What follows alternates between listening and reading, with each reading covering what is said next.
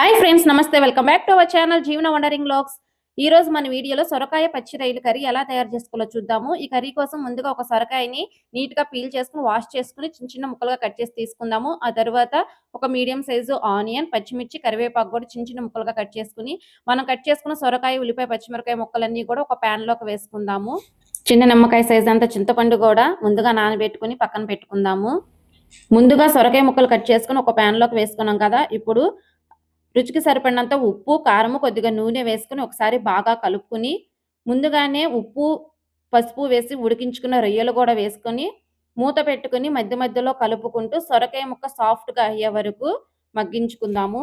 సొరకాయ ముక్క మెత్తగా ఉడికిన తర్వాత ముందుగా నానబెట్టుకున్న చింతపండు రసం తీసుకుని పోసుకుని మధ్య మధ్యలో కలుపుకుంటూ కూర దగ్గర పడే వరకు ఉడికించుకోవాలి. చివరిగా కొత్తిమీర వేసుకుంటే సరిపోతుంది. ఈ ప్రాసెస్ లో చేసుకుంటే కూర టేస్ట్ గాను అదే విధంగా త్వరగాను అవుతుంది. వీడియో నచ్చితే లైక్ చేసి సబ్స్క్రైబ్ చేసుకోండి.